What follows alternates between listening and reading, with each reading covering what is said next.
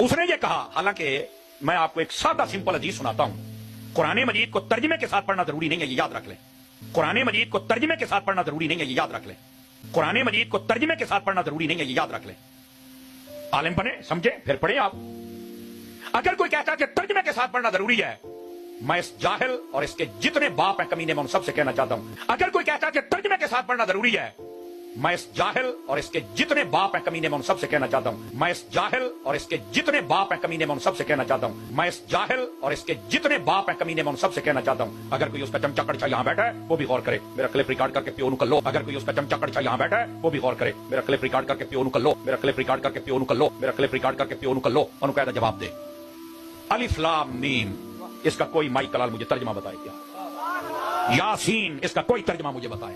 काफा या आइन स्वाद, इनका तर्जमा है कुरान, तर्जमा आज तक कर ही कोई नहीं सका। इसका तर्जमा या खुदा जानता है या मुस्तफा जानता है। भाई नबी पाक ने फरमाया तो कुरान मजीद का एक हर्फ पढ़ता है, अल्लाह ताला 10 नेकियां अता फरमाता, तर्जमे दी तो गल ही कोई नहीं ना। भाई नबी पाक ने फरमाया तो कुरान मजीद का एक हर्फ पढ़ता है, अल्लाह ताला 10 नेकियां अता फरमाता, तर्जमे दी तो गल ही कोई नहीं ना, तर्जमे दी तो गल ही कोई नहीं ना, तर्जमे दी तो गल ही कोई नहीं ना है। और कुरान मजीद बुरहान रशीद, किसी जगह पे नबी पाक ने ये नहीं फरमाया कि कुरान मजीद जब पढ़ो तर्जमे के साथ पढ़ोगे तो तब सवाब मिलेगा, वरना नहीं। अस्सलामु अलैकुम वरहमतुल्लाहि वबरकातुहू। हज़रत साहब फरमाते हैं कि कुरान करीम का तर्जमा पढ़ना कोई ज़रूरी नहीं है। तर्जमे की तो कहीं पे बात ही कोई नहीं है, ये तो सिर्फ सवाब की किताब है, इसे सवाब समझ कर पढ़ी जाओ, तर्जमा नहीं पढ़ना।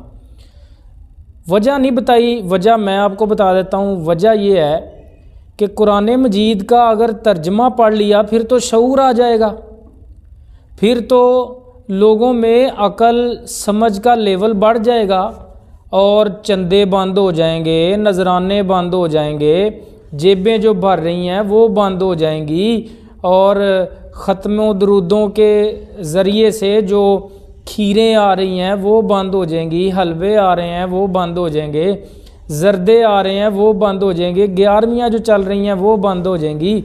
जनाब 3, 7, 10, 40वां, इसके बारे में अवाम को शऊर आ जाएगा, अवाम को अल्लाह रसूल की इताअत का पता चल जाएगा, अवाम अल्लाह और रसूल की बातों के पीछे चलने लग जाएगी, और हमारे जो धोखे फ्रॉड मुआशरे में हमने जाल बिछाए हुए हैं उनको समझ जाएंगे।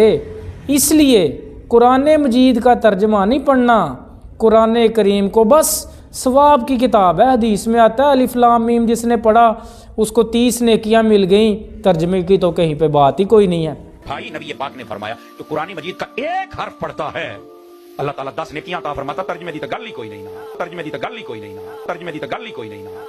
ओ मेरे भाइयों, ज़रा आंखें खोलो, ज़रा अपने आप को शऊर दो। कुरान करीम अल्लाह रब्बुल आलमीन ने पूरी इंसानियत की हिदायत के लिए नाजिल किया है। अल्लाह कुरान मजीद में फरमा रहा है हुदल लिन्नास, ये कुरान ये सारी इंसानियत के लिए हिदायत है। फिर हुदल लिल मुत्तकीन, सारी इंसानियत में से हिदायत हासिल वो करेंगे जो तकवा रखने वाले हैं, अल्लाह से डरने वाले हैं। अल्लाह ताला तो कुरान मजीद में बार बार ये बात बयान फरमा रहा है कि लोग क्यों नहीं इस कुरान में गौर व फिक्र करते, लोग क्यों नहीं इस कुरान को समझने की कोशिश करते। अफला यतदब्बरून अल कुरान, क्या फिर लोग इस कुरान में गौर व फिक्र क्यों नहीं करते, तदब्बुर क्यों नहीं करते, इसको समझने की कोशिश क्यों नहीं करते। अम अला कुलूबिन अक़फ़ालुहा, क्या दिलों पर ताले पड़ चुके हैं। कुरान करीम में तो अल्लाह रब्बुल इज़्ज़त बार बार फरमाता है वलक़द यस्सरनल कुरान लिज़्ज़िक्रि फ़हल मिन मुद्दकिर, हमने यकीनन इस कुरान को आसान कर दिया है समझने के लिए, नसीहत के लिए, याद दहानी के लिए। है कोई नसीहत हासिल करने वाला? अल्लाह तो कुरान करीम में बार बार तवज्जो दिलाता है, बार बार अल्लाह रब्बुल आलमीन यही बात बयान फरमाता है कि कुरान मजीद समझने की किताब है, कुरान करीम गौर व फिक्र की किताब है, कुरान करीम इबरत हासिल करने की किताब है, कुरान करीम हिदायत हासिल करने की किताब है, कुरान करीम जन्नत तक पहुंचाने वाली किताब है। ये सवाब की किताब नहीं है मुफ्ती साहब, ये सवाब की सिर्फ किताब नहीं है, یہ انسان کو اللہ کا راستہ دکھانے آئی ہے، یہ انسان کو توحید سمجھنے آئی ہے۔ اور یقیناً آپ تو یہ کہیں گے، آپ تو یہی کہیں گے کہ قرآن مجید کو سمجھ کے نہ پڑھو، قرآن کا ترجمہ پڑھنا کوئی ضروری نہیں ہے۔ قرآن مجید کو ترجمے کے ساتھ پڑھنا ضروری نہیں ہے، یہ یاد رکھ لیں۔ نبی پاک نے فرمایا کہ قرآن مجید کا ایک حرف پڑھتا ہے اللہ تعالیٰ 10 نیکیاں عطا فرماتا۔ ترجمے دی تو گل ہی کوئی نہیں نا، ترجمے دی تو گل ہی کوئی نہیں نا، ترجمے دی تو گل ہی کوئی نہیں نا۔ کیونکہ اگر لوگوں کو توحید کی سمجھ آ گئی تو یہ دربار مزاروں سے لوگوں کا رخ مڑ کر مسجدوں کی طرف ہو جائے گا، لوگ اللہ کے سامنے جھک جائیں گے، لوگ اللہ سے مانگنا شروع کر دیں گے۔ جب قرآن پڑھ جائیں گے تو لوگوں کو پتہ چل جائے گا کہ فوج شدگان قبروں میں مدفون افراد کچھ نہیں دے سکتے، یہ آپ کا کوئی کام نہیں سنوار سکتے۔ نفع کا مالک بھی اللہ ہے، نقصان کا مالک بھی اللہ ہے، بگڑیاں بنانے والا بھی اللہ ہے، اولادیں دینے والا بھی اللہ ہے، سارے معاملات سنوارنے والا اللہ ہے، وہی ہر چیز کا مالک اور خالق ہے۔ یہ سمجھ آ جائے گی عوام کو، اس لیے یہ لوگ آپ کو قرآن کریم سے دور کرتے ہیں۔